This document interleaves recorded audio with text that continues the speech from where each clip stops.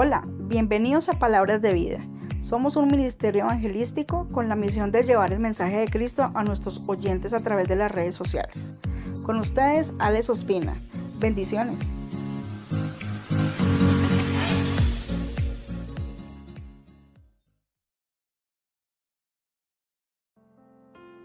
Continuamos entonces con el estudio de los Romanos, esta serie de Romanos, hoy con la segunda parte. Iniciamos con una oración. Padre, en el nombre de Jesús nos presentamos delante de ti. Nuestra vida es un libro abierto, Señor, delante tuyo. Sabemos que conoces todos nuestros pensamientos. Sabemos, Señor, que conoces nuestros más profundos deseos, anhelos, pecados. Y hoy, Señor, queremos ponerlos delante de ti.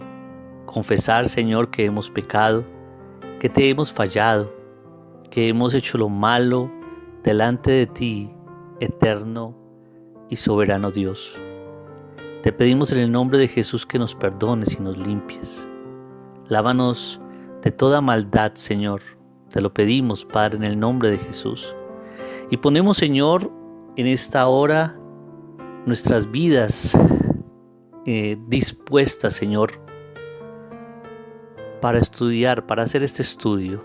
Te pedimos, Señor, que nos permitas, que nos ayudes a entender, a guardar tu palabra y a ponerla por obra. Te pedimos que a través de tu Espíritu Santo, Señor, tú nos ilumines, que tú nos hables, Señor, y nos enseñes. Disponemos nuestro corazón, nuestro espíritu, nuestra alma y nuestra mente, Señor, para que nos hables a través de tu palabra.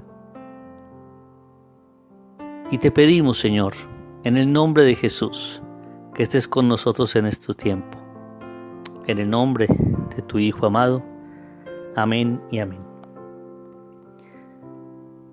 Seguimos entonces con Romanos 1, del 8 al 17. En la primera parte estudiamos Romanos 1, del 1 al 7. Dice entonces, versículo 8. Primeramente doy gracias a mi Dios mediante Jesucristo con respecto a todos vosotros de que vuestra fe se divulga por todo el mundo. Porque testigo me es Dios, a quien sirvo en mi espíritu en el evangelio de su Hijo, de que sin cesar hago mención de vosotros siempre en mis oraciones, rogando que de alguna manera tenga al fin, por la voluntad de Dios, un próspero viaje para ir a vosotros. Porque deseo veros para comunicaros algún don espiritual, a fin de que seáis confirmados. Esto es, para ser mutuamente confortados por la fe que nos es común a vosotros y a mí. Pero no quiero, hermanos, que ignoréis que muchas veces me he propuesto ir a vosotros, pero hasta ahora he sido estorbado, para tener también entre vosotros algún fruto, como entre los demás gentiles. A griegos y a no griegos, a sabios y a no sabios soy deudor. Así que, en cuanto a mí, pronto estoy a anunciaros el evangelio también a vosotros que estáis en Roma. Porque no me avergüenzo del evangelio, porque es poder de Dios para salvación a todo aquel que cree, al judío primeramente y también al griego. Porque en el evangelio la justicia de Dios se revela por fe y para fe, como está escrito, mas el justo por la fe vivirá. En esta primera parte, Pablo está hablando de la importancia de la oración. Versículo 8 dice, primeramente doy gracias a mi Dios. Recordemos que es una carta que Pablo está escribiendo a los cristianos que se encuentran en Roma. Y dice, versículo 8, que primeramente doy gracias a mi Dios. En el versículo 9 nos encontramos como Pablo dice que hace mención, leo textualmente, de que sin cesar hago mención de vosotros siempre en mis oraciones. Versículo 10, rogando que de alguna manera tenga al fin por la voluntad de Dios un próspero viaje para ir a vosotros. Aquí Pablo nos está enseñando uno de los principios básicos del cristianismo, y es la oración. No solamente dar gracias a Dios por lo que está sucediendo en Roma, de que la gente está predicando el evangelio, que se está divulgando el evangelio entre las personas, sino también de que intercede por ellos en ese momento, y que ruega a Dios para que se haga la voluntad. Entonces, la pregunta es, ¿qué tal es tu oración?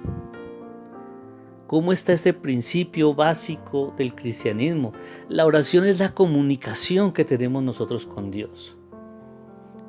Nos han enseñado que la oración es pedir, pedir y pedir. Eso no es oración. Esa es una parte de la oración en donde nosotros incluimos en nuestra comunión con Dios, pues, en nuestras peticiones. Que Dios conozca nuestras peticiones es una parte de la oración, pero la oración va mucho más allá. Es dar gracias, es interceder por otros. La oración es rogar que se haga la voluntad del Señor. De igual manera, dentro de la oración debemos introducir momentos de alabanza, momentos de adoración al Señor.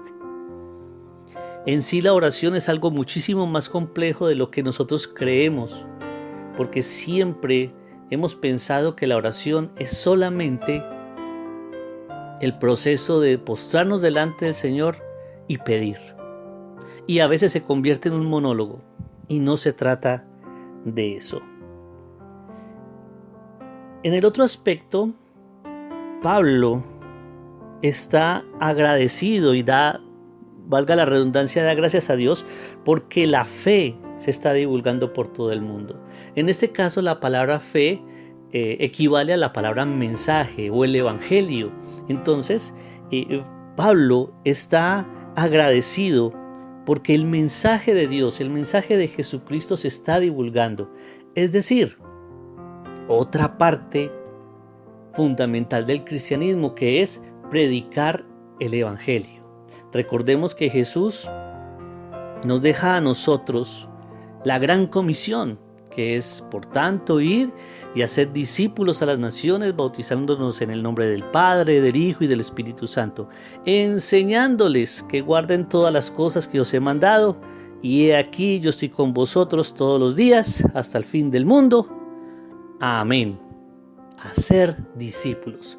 Predicar el evangelio o divulgar el mensaje no es solamente pararnos frente a un auditorio, en un parque, en una casa, persona a persona, y predicar el evangelio.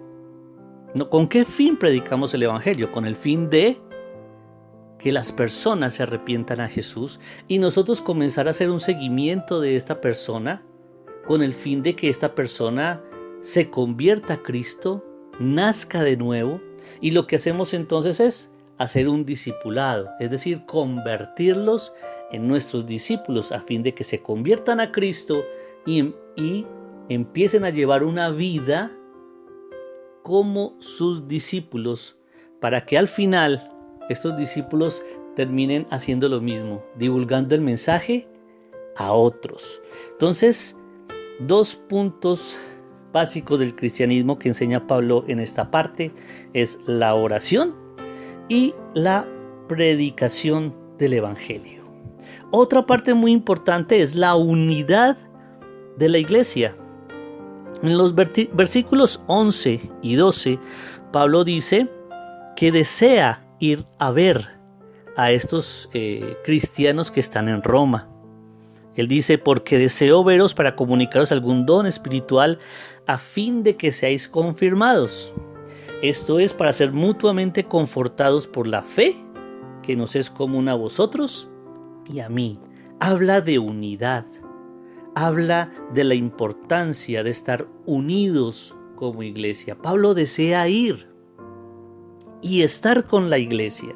estar con ellos, compartir la palabra, tener tiempos de oración, de coinonía, de compartir de la palabra. La unidad es sumamente importante dentro de la iglesia y de lo que forma parte, obviamente, al ser cristiano. Un cristiano, pues que no se congrega, pues realmente es como una rueda suelta. Es muy importante tener eso en cuenta. Ahora, definamos qué es congregarse. Congregarse es, Jesús dice, si hay 2 o 3 reunidos, yo estaré allí en medio. Congregarse no significa de que tenemos que estar yendo cada 8 días o asistiendo al templo, y menos en una situación como la que estamos viviendo hoy día. Pero el hecho de reunirnos en familia, el hecho de reunirnos con otras personas, en una casa, con mi amigo que me voy a encontrar con él para discipularlo, el hecho de encontrarnos al menos una vez por semana, reunirnos en el nombre de Jesús, eso es congregarse. Entonces vemos aquí 3 puntos importantes a lo que se refiere lo que es la vida del cristiano: la oración, la predicación del evangelio y la unidad de la iglesia. Pero en este capítulo Pablo quiere centrarse en algo muchísimo más importante, y es la cuestión de anunciar el evangelio a la iglesia. Suena curioso, ¿cierto? Uno por lo general tiende a pensar de que el evangelio es para predicarlo a quienes no conocen de Cristo, las buenas nuevas.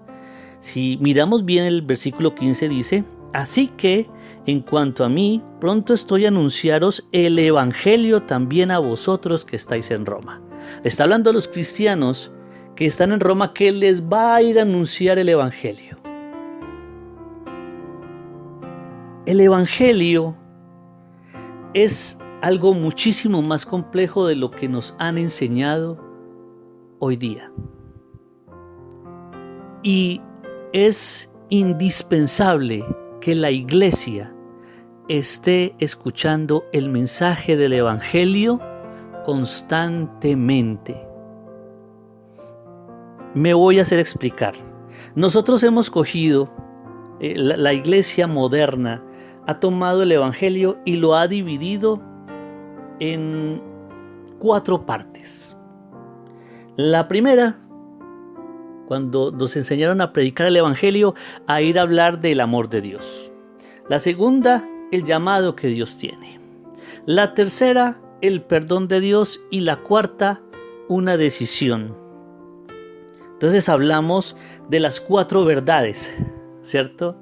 De las 4 verdades espirituales.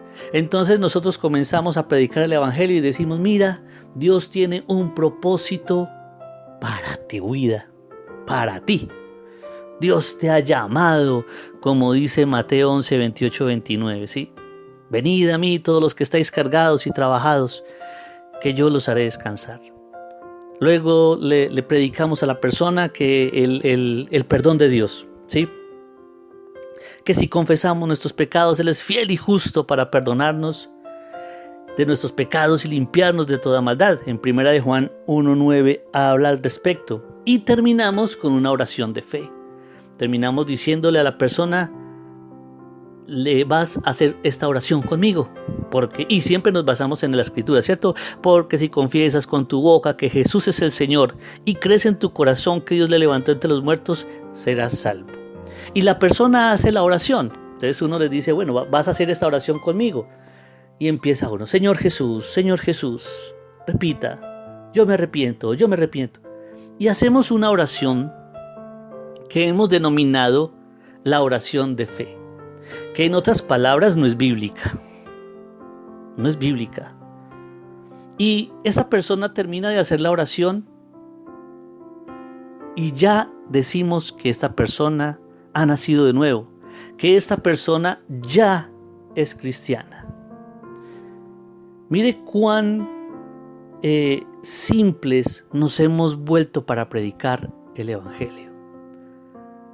Yo sé que muchos me estarán escuchando que llevan tiempo en el Evangelio y estarán diciendo, bueno, pero es que eso es lo que yo he venido haciendo durante muchos años. Sí, yo también lo estuve haciendo durante mucho tiempo.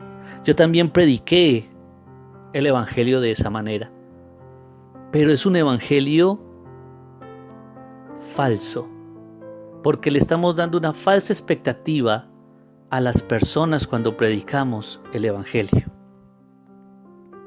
Entonces, cogemos el Evangelio y lo hemos convertido en 4 leyes espirituales, damos un pequeño testimonio, hacemos una oración de fe y despachada la persona. En nombre del Padre, Hijo, Espíritu Santo, amén. Usted ya es una nueva criatura, usted ya nació de nuevo, que los ángeles hacen fiesta en los cielos cuando una persona se arrepiente. Y la persona pues simplemente asiente y dice, bueno, sí. Pero ¿quiénes somos nosotros para decir que con una oración que repitieron, de hecho que la decimos hasta de memoria, que con eso la persona ya se convirtió?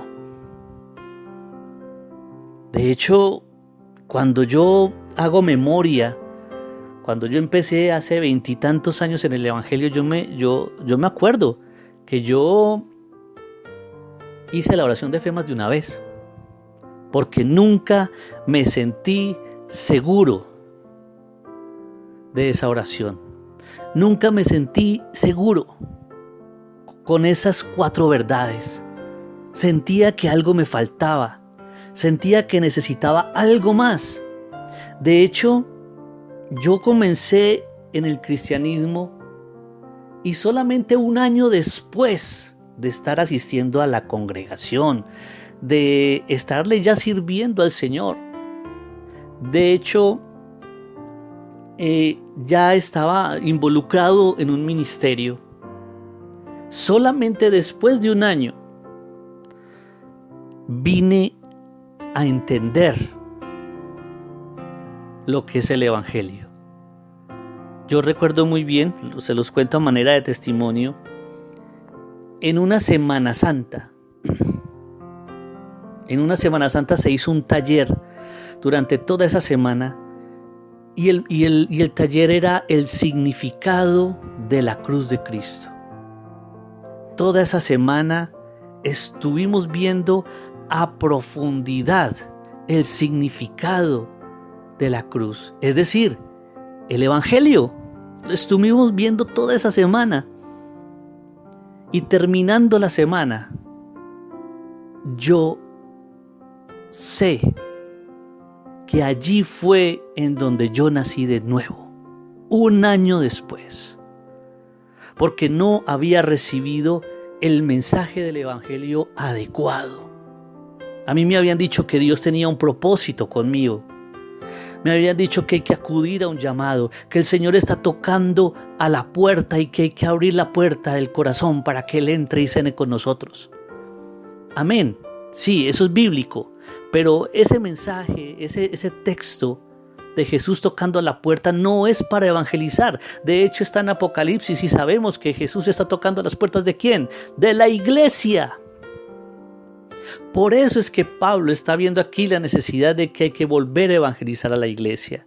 Y hoy día, más que nunca, hay que volver con el Evangelio, hay que reevangelizar la iglesia, porque tenemos una cantidad de personas dentro de la iglesia que no saben cuál fue la razón por la cual Jesucristo murió por nosotros. Cristianos que llevan años y no saben qué es la justificación, que ni siquiera conocen el término redención, no saben explicarlo. No conocen por qué Jesús tuvo que derramar su sangre en la cruz del Calvario. Y tenemos una cantidad de gente dentro de nuestras congregaciones que no conocen el Evangelio y por ende no han nacido de nuevo. Y Jesús dijo que para ver el reino de Dios es necesario nacer de nuevo. Es necesario que nazca una nueva criatura. Entonces, hemos cogido el Evangelio, lo hemos convertido en las 4 verdades espirituales, el testimonio, la oración de fe y despachado. Y entonces dentro de nuestras congregaciones empezamos a profundizar en otros temas, que no es que sea malo, pero empezamos a hablar de las profecías del fin de los tiempos, que el anticristo, hablamos de escatología, hablamos de cantidad de mensajes que son importantes dentro de la iglesia, pero dejamos el evangelio solamente para ir a predicarlo a las calles, a entregar 4 verdades espirituales, una oración de fe y despachados, y así no es el evangelio. Ese no es el evangelio. Por muchos años yo estuve predicando el evangelio de esa manera, pero sabía que hacía falta algo, que había algo que faltaba en este mensaje. Y entonces ahí nos vamos para el versículo 16, que dice: porque no me avergüenzo del evangelio, porque es poder de Dios para salvación a todo aquel que cree, al judío primeramente y también al griego.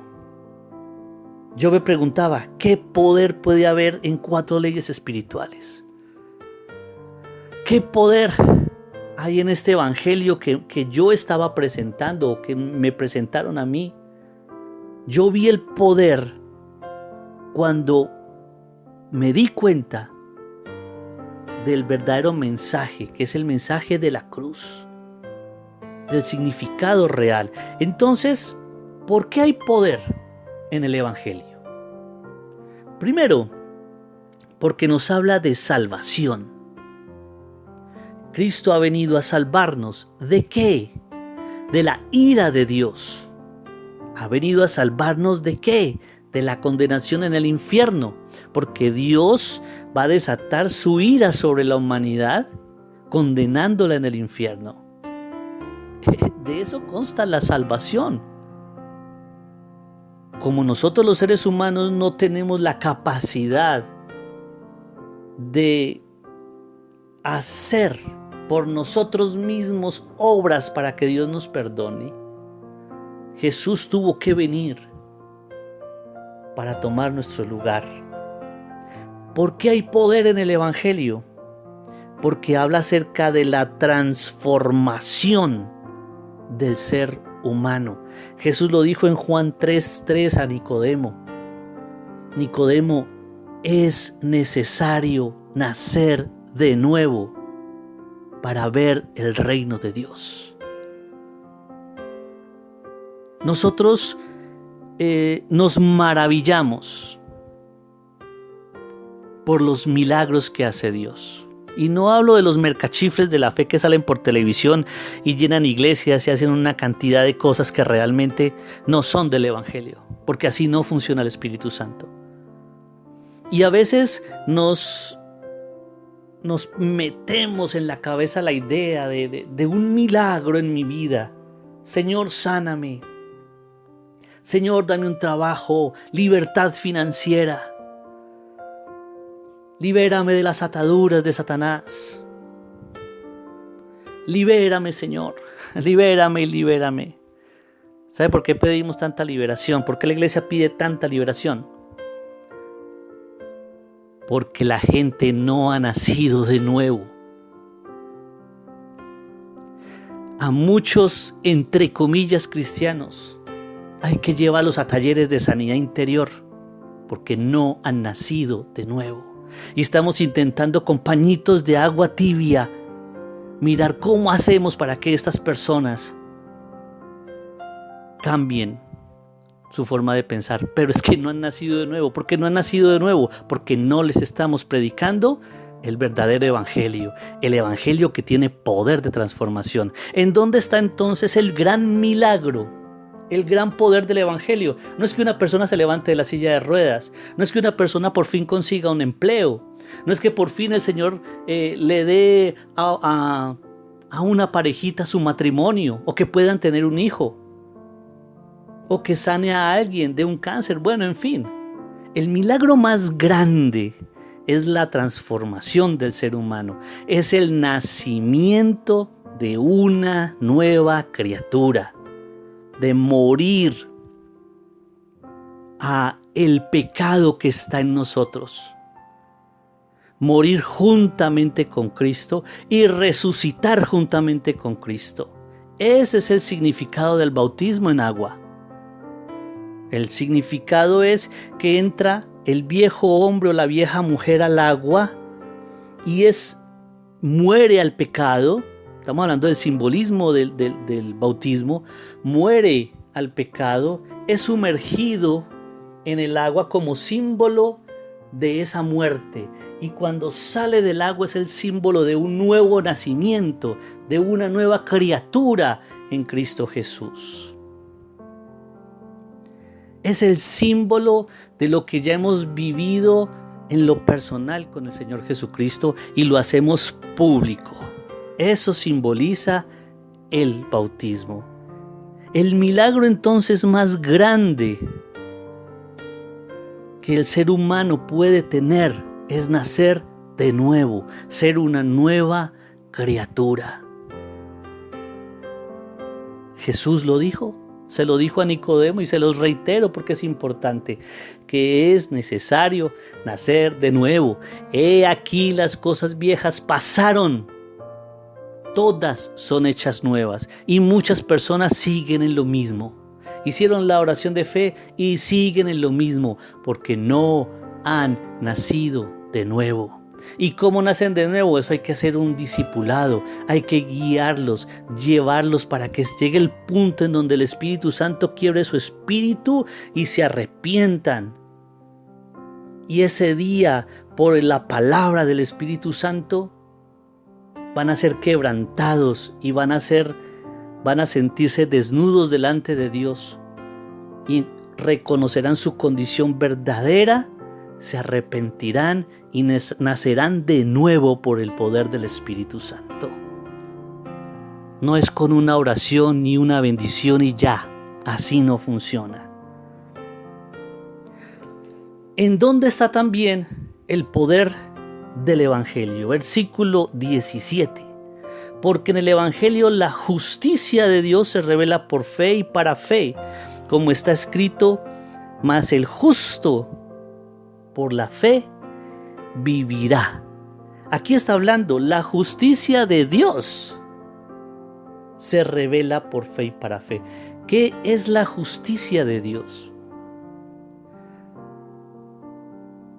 Tener hambre y sed de justicia no es pedirle a Dios, Señor, castiga a mis enemigos. Señor, no es justo lo que hicieron conmigo. Señor, no puede ser, haz justicia. Esa no es la justicia de Dios a la que se refiere la Escritura. Sí, algún día Dios va a juzgarlos a todos, pero cuando estamos hablando acá de este texto, cuando se habla de la justicia de Dios, se refiere a la justificación del ser humano. ¿Y qué es la justificación? Justificación es un término legal que quiere decir declarar a una persona inocente. Eso es justificación. Sabemos que todos somos culpables debido a ¿qué? Al pecado que hay en nuestras vidas. Sabemos que somos culpables y que no somos inocentes. El día que Dios nos juzgue, no hay manera, humanamente hablando, de que Dios nos declare inocentes por las obras que hicimos, o porque fuimos a la iglesia, porque íbamos a los ayunos, porque predicábamos el Evangelio, 4 leyes espirituales, porque pretendíamos llevar una vida espiritual disfrazada. No hay modo de que lo podamos hacer. Entonces, aquí es donde viene el mensaje de la cruz. La palabra que dice que la paga del pecado es ¿qué? La muerte. Y sin derramamiento de sangre no hay perdón de pecados. Es decir, que tú y yo tenemos que morir para ser perdonados. El problema es que si morimos, pues inmediatamente vamos a ser condenados y vamos a ir al infierno. Entonces no tenemos cómo. Por eso Jesús vino Y aquí es donde está el poder y el mensaje de la salvación. Jesús vino y tomó nuestro lugar. ¿Para qué? Para que cuando depositemos nuestra fe en Jesús, para cuando nos arrepintamos de nuestro pecado, nuestros pecados, valga la redundancia, pasen al cuerpo de Jesús y sea Él quien paga ese precio. Él es el que paga el precio. La ira y el enojo de Dios recaen sobre Jesús a causa de nuestros pecados. Cuando Jesús estaba allí en el madero colgado, que oraba al Padre y le decía: Padre, ¿por qué te has apartado de mí?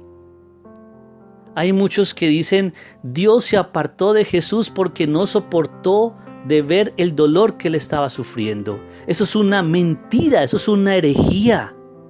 Dios se apartó de Jesús porque vio el pecado tuyo en Jesús y lo aborreció. Se apartó de él porque lo vio manchado de pecado. Para Jesús el dolor no estuvo en los clavos, no estuvo en la corona, no estuvo en los azotes, ni en los golpes, ni en los insultos que recibió por parte del pueblo. El dolor más grande de Jesús fue tener que vivir, experimentar el aborrecimiento y la ira de Dios por pecador. Porque el que era justo se hizo pecado en la cruz. Y Dios castigó el pecado tuyo y mío en él. Cuando Jesús está en el huerto de Getsemaní, que dice: Señor, si es posible, pasa esta copa de mí, está hablando de la ira de Dios. Jesús no estaba preocupado por lo que le iban a hacer en la cruz, estaba preocupado, si lo pudiésemos decir así, porque va a sentir el desprecio de Dios Todopoderoso.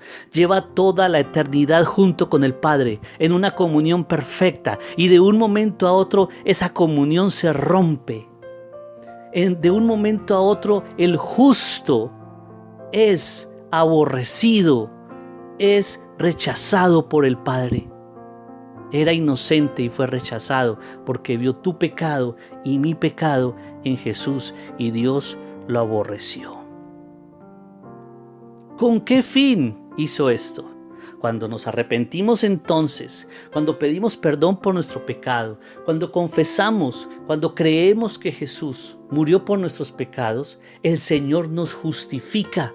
Nuestros pecados son transmitidos al cuerpo de Cristo y nosotros quedamos limpios, inocentes de todo pecado. Esa es la justificación. Ahí está el poder del Evangelio, de cómo un ser humano culpable, un ser humano lleno de maldad, de iniquidad, de pecado, Dios, por su gracia, lo declara justo, inocente. He ahí entonces el secreto del poder del Evangelio, y por qué el hombre es transformado, y por qué somos llenos del Espíritu Santo. No es por lo que hacemos nosotros, es por el sacrificio de Jesús en la cruz del Calvario. No es por la cantidad de veces que voy a la iglesia, es por su gracia. Gracia quiere decir regalo inmerecido. No nos merecemos ni el amor, ni el perdón, ni la misericordia, ni la vida eterna, ni mucho menos el amor de Dios. Pero Dios nos lo ha concedido porque Jesús tomó nuestro lugar. Por eso termina aquí Pablo en el versículo 17 diciendo: el justo por la fe vivirá. El justo, el que ha sido justificado, el inocente que tenga fe en Cristo, va a vivir, vivirá eternamente. Y nos vamos entonces a Romanos 3:10, donde dice: no hay justo ni aun uno, no hay quien entienda, no hay quien busque a Dios, todos se desviaron, a uno se hicieron inútiles, no hay quien haga lo bueno, no hay ni siquiera uno. Sepulcro abierto es su garganta, con su lengua engañan, veneno de áspides hay debajo de sus labios, su boca está llena de maldición y de amargura. La maldad del ser humano. No somos justos, pero el Señor aquí está diciendo que el justo por la fe vivirá. ¿Cómo es eso? Si no hay justos, ¿cómo puede ser que el justo va a vivir por la fe? Por lo que les acabé de explicar. Por la gracia de Dios en Cristo Jesús, el Señor Dios Todopoderoso nos justifica. Y ahí somos justos. Dios rechazó a su Hijo en la cruz para aceptarnos a nosotros cuando nos arrepentimos. Jesús puso el pecho, pagó el precio por nosotros. Y por eso Pablo, en ese segundo capítulo, en esta primera parte de no es el segundo capítulo, es el primer capítulo, pero esta segunda parte del capítulo 1 nos habla muy bien acerca del poder del Evangelio. En síntesis, Pablo aquí en este estudio nos está enseñando a la unidad de la iglesia que viene en la vida de cada creyente en oración, en tener una comunión con el Señor, en predicar el Evangelio, el cual tiene poder para salvación de todo aquel que cree.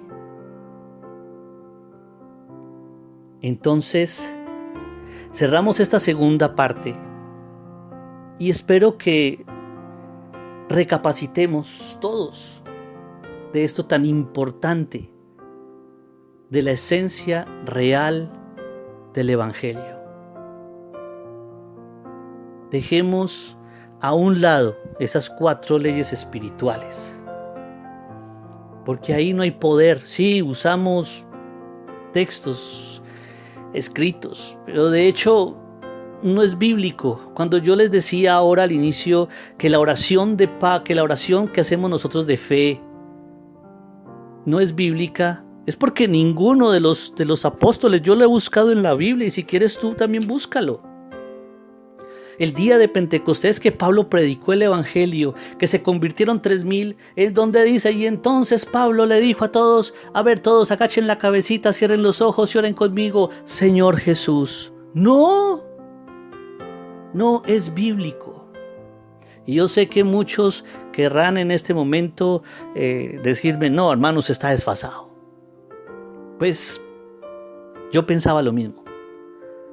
Y cuando el Señor me abrió los ojos, pude darme cuenta de verdad que nuestras iglesias están llenas de personas que creen que son salvas porque hicieron una oración.